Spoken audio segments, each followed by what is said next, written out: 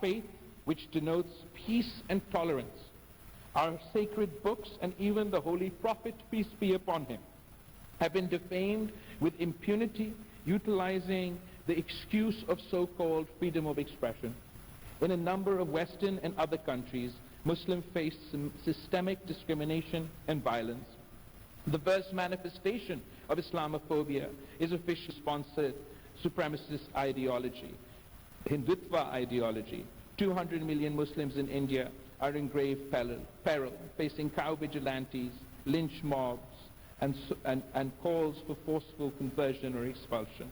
The organization Genocide Watch has warned of the possibility of genocide.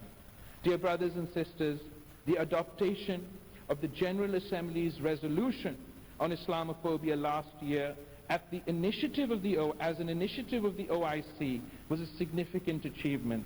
Pakistan, as OIC chair, together with the President of the UN General Assembly, in a historic first, convened a session in the UN General Assembly to commemorate the Day to Combat Islamophobia. We are grateful to the UN Secretary General and the Secretary General of the OIC for participating in this commemoration, and I trust that this commemoration of the Day to Combat Islamophobia will now become an annual feature at the United Nations. I have urged the UN Secretary General to formulate an action plan to halt and reverse Islamophobia. Such a plan should include the appointment of a UN Special Envoy, international measures for the protection of Islamic holy sites, the adoption of laws to outlaw hate speech, acts of vandalization of the Holy Quran, and discrimination and violence against Muslims, legal assistance to victims of Islamophobia, and judicial mechanisms to hold those responsible for acts of Islamophobia accountable. The OIC must take the lead in the formulation and the implementation of such an action plan against Islamophobia. Dear brothers and sisters, on 8th of March, International Women's Day, I convened a conference on women in Islam at the United Nations. The purpose was to correct the widespread misperception that women are oppressed in Islamic societies and to celebrate the achievements of Muslim women. This too should become an annual event at the United Nations. Islam was the first to accord equal rights to women. Muslim women have played leadership roles in history and in contemporary times. We should accelerate the implementation of the OIC action plan for the advancement of women, mobilize and allocate adequate resources to bridge gender gaps in health, education, science, finance, and other areas, and review and reform laws that discriminate against women. The OIC must accord special attention to programs to assist women and girls in conflict zones under foreign occupation, such as Jammu and Kashmir and Palestine. Dear brothers and sisters, Pakistan's overreaching endeavor during its chairmanship has been to remain the promotion of solidarity, unity, and cooperation among members of the OIC, and to amplify the voice and aspirations of the world's 2 billion Muslims. Apart from several conferences and proposals I have mentioned, Pakistan during its tenure also initiated a discussion on Islamic microfinance, secured adoption of the Convention on Anti-Corruption Law Enforcement, and the adoption of the midterm review document of the OIC 2025 Program of Action. Pakistan will host the 18th OIC Trade Fair in June this year, and we also look forward to hosting the OIC Ministerial Conference on Women Empowerment later this year.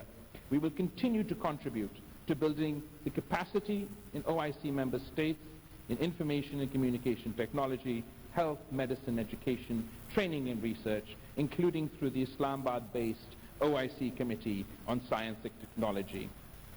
Dear brothers and sisters, as Pakistan hands over the chair of the OIC CFN to the brotherly Mauritania, we do so with full confidence that it will endeavor tirelessly to realize the OIC's goals to justice and equality, the well-being of the weak and the vulnerable, regional and global peace and prosperity, and above all, Islamic solidarity, unity, and prosperity.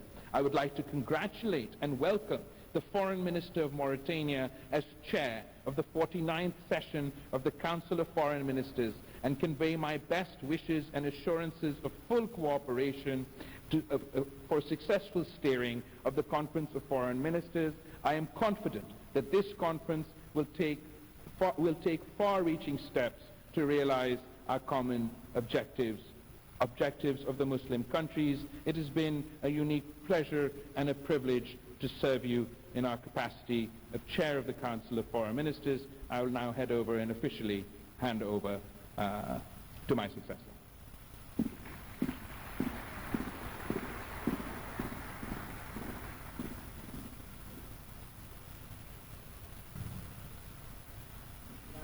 I would like to announce the Bureau of the 49th session of the Council of Foreign Ministers. The chair is the Islamic Republic of Mauritania. Vice chairs, the State of Palestine, the Federal Republic of Nigeria, and the People's Republic of Bangladesh. And as a rapporteur, the Islamic Republic of Pakistan.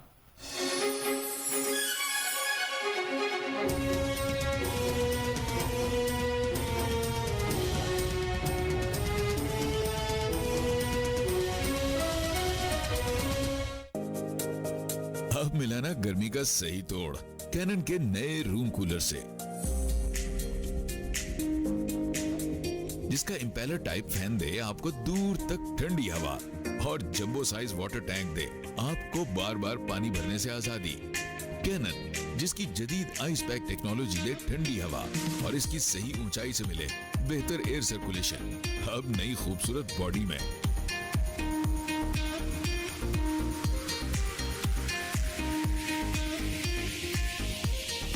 Cannon snowfall room cooler, ठंड पा दे। Cannon home appliances, चले साल हसाल, कारकर्दगी बेमिसाल। Kohinoor fashion hub, style up your life. Pakistan के तमाम ladies और gents brands एक ही छत के नीचे। बुटीक स्टाइल, रूसी मलबूसात, लहंगा, गरारा, sari, maxi, 3-piece lawn print, 3-piece chicken, nursery print, gents variety और लेडीज अंडरगारमेंट्स के लिए अलग से फ्लोर मौजूद। एड्रेस नज़दीक सोपम 65 अल्लामा इकबाल रोड, बड़ी शाहू, लाहौर। Telephone number 923257864400।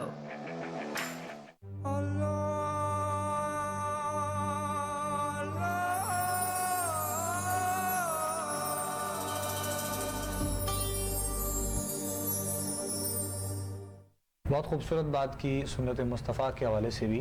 और अब्दुल्ला साकिब साहब, ये फरमाइएगा कि दीन पर चलने की बात जिस तरह अल्लामा साहब क़िबला फरमा रहे थे, और चूँकि दीन पर चलना और फिर शरीयत के पाबंद होकर सारे मामलात को देखना करना अपनी ज़िंदगी में, अपने घरेलू मामलात में, अपने फैमिली में, तो बहुत सी लोगों के लिए उसमें परेशानियां भी आती हैं, आजमाइशें भी उसमें आती हैं, और उस आजमा